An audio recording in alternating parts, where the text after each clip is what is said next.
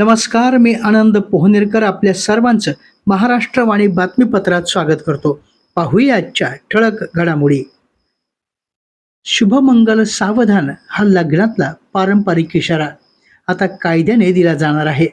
राज्यात बालविवाहाचं वाढतं प्रमाण रोखण्यासाठी महाराष्ट्र राज्य बाल हक्क संरक्षण आयोगानं महत्त्वपूर्ण शिफारस केली आहे. त्यानुसार आता लग्नपत्रिकेवर वधू आणि वर दोघांचीही संपूर्ण जन्मतारीख छापणं बंधनकारक होणार आहे.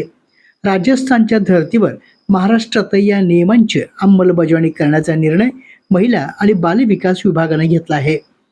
राज्यात आजही अनेक ग्रामीण भागामध्ये बालविवाह मोठ्या प्रमाणात होतात. अक्षय तृतीया, देवळीच्या मुहूर्तावर ही संख्या वाढते. अनेकदा शाळकरी मुलींना शिक्षण अर्धवट सोडून बोहल्यावर चढावं लागतं. अशा प्रकारांना आळा घालण्यासाठी लग्नपत्रिकेतून वयाचा दाखला देण्याचा हा अभिनव उपक्रम आहे. नवीन नियमानुसार छपाईसाठी येणाऱ्या प्रत्येक लग्नपत्रिकेवर वधूवराची जन्मतारीख, जन्मस्थळ आणि आधार क्रमांकासह वयाचा पुरावा नमूद करणं बंधनकारक राहणार आहे. ही माहिती खोटी आढळल्यास संबंधितांविरोधात थेट गुन्हा दाखल होणार आहे. या मोहिमेमध्ये प्रिंटिंग प्रेस आणि मंगल कार्यालयाकडे देखील जबाबदारी देण्यात आली आहे. लग्नपत्रिका छापताना वधूचे वय 18 वर्ष आणि वराचे वय 21 वर्षापेक्षा कमी असेल तर प्रेस मालकानं छपाई नाकारावी असे आदेश राहतील. तसेच मंगल कार्यालय बुक करताना दोघांच्या वयाचे पुरावे तपासण्याची जबाबदारी व्यवस्थापनावर असेल. या नियमांचं उल्लंघन केल्यास प्रेसचा परवाना रद्द होण्यासह मालकावरही बालविवाह प्रतिबंधक कायद्यानुसार कारवाई होणार आहे. बालविवाहामुळे मुलीचं शिक्षण थांबतं. विद्यार्थ्यांना मुख्य प्रवाहात आणण्यासाठी जिल्हा परिषद स्वतंत्र विशेष शिक्षकांची नियुक्ती करणार आहे. लग्नपत्रिकेवर जन्मतारीख बंधनकारक केल्यामुळं वय लपवणं शक्य होणार नाही. परभणी जिल्ह्यामध्ये बालविवाह होणार नाहीत याबाबत संबंधित सर्वांनी दक्ष राहून परभणी जिल्हा बालविवाह मुक्त जिल्हा करण्यासाठी प्रयत्न करणं आवश्यक आहे. गावात किंवा शहरामध्ये बालविवाह ठरला असेल तर त्याबाबत चाइल्ड हेल्पलाईन 1098 या टोल क्रमांकावर माहिती द्यावी असं आवाहन जिल्हा महिला आणि बालविकास अधिकारी मोनिका रंधवे यांनी केलं आहे. स्वर्गीय वसंतराव नाईक हे देशाला आणि महाराष्ट्राला लाभलेले अनमोल रत्न होते. अत्यंत कठीण काळात त्यांनी महाराष्ट्राच्या मुख्यमंत्रीपदाची धुरा सांभाळली आणि सलग 11 वर्ष राज्याचा यशस्वी कारभार पाहिला. मुख्यमंत्री होण्यापूर्वी देशात लोकसंख्या कमी असतानाही अन्नधान्याची मोठी टंचाई होती. मात्र त्यांच्या दूरदृष्टीपूर्ण नेतृत्वाखाली हरित क्रांतीची सुरुवात झाली आणि ती यशस्वीपणे राबविण्यात आली असं प्रतिपादन वसंतराव नाईक मराठवाडा कृषी विद्यापीठाचे कुलगुरू डॉक्टर इंद्रमणी यांनी केलं. वसंतराव नाईक मराठवाडा कृषी विद्यापीठ परभणी येथे महाराष्ट्राचे माजी मुख्यमंत्री तथा हरित क्रांतीचे प्रणेते स्वर्गीय वसंतराव नाईक यांची जयंती साजरी करण्यात आली. यावेळी कुलगुरू बोलत होते. स्वातंत्र्यानंतरच्या सुरुवातीच्या काळात जागतिक पातळीवर भारतामध्ये आर्थिक गुंतवणूक करणे फायदेशीर ठरणार नाही अशी चर्चा होत होती. मात्र अशा कठीण परिस्थितीत स्वर्गीय वसंतराव नाईक यांनी हे आव्हान समर्थपणे पेलत हरित क्रांतीच्या माध्यमातून देशाला शेती विकासाला नवी दिशा दिली. हरित क्रांतीचे प्रणेते माजी मुख्यमंत्री स्वर्गीय वसंतराव नाईक यांची जयंती आज हिंगोली जिल्हाधिकारी कार्यालय या ठिकाणी साजरी करण्यात आली. यावेळी अप्पर जिल्हाधिकारी महेंद्रकुमार कांबळे यांच्या हस्ते त्यांच्या प्रतिमेला पुष्पहार अर्पण करून अभिवादन करण्यात आलं. यावेळी उपजिल्हाधिकारी सामान्य अनिल माचेवाड, नायब तहसीलदार सचिन जोशी, संतोष बोतेकर, CR गोळेगावकर यांच्यासह जिल्हाधिकारी कार्यालयातील अधिकारी कर्मचाऱ्यांची उपस्थिती होती. परभणी महापालिकेच्या वतीनं शहरामध्ये प्लास्टिक बंदीची प्रभावी अंमलबजावणी आणि उघड्यावर कचरा टाकणाऱ्यांविरोधात बुधवारी विशेष धडक मोहीम राबविण्यात आली.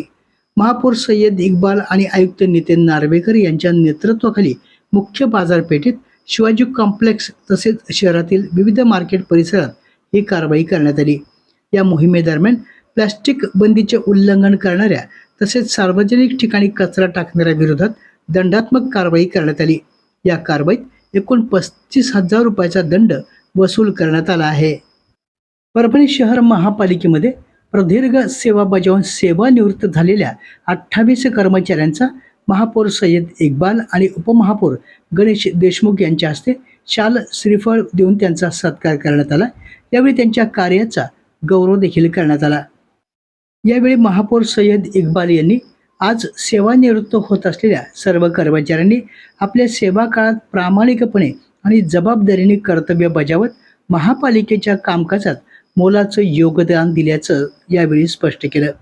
तसेच उपमहापौर गणेश देशमुख यांनीही सेवानिवृत्त कर्मचाऱ्यांच्या कार्याचा गौरव करत महापालिकेच्या विकासासाठी दिलेल्या योगदानाबद्दल कृतज्ञता व्यक्त केली।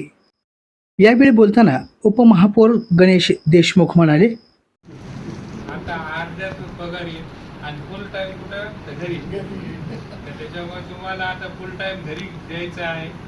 आणि घरी आता कसं असते की त्या बाईला असते माहिती किंवा त्यांच्या मिस्टरांना माहिती असते की तुम्ही नसताना घर कसं सांभाळायचं, कशा पद्धतीने सांभाळलं, हे सगळ्या गोष्टी त्यांना माहिती असतात।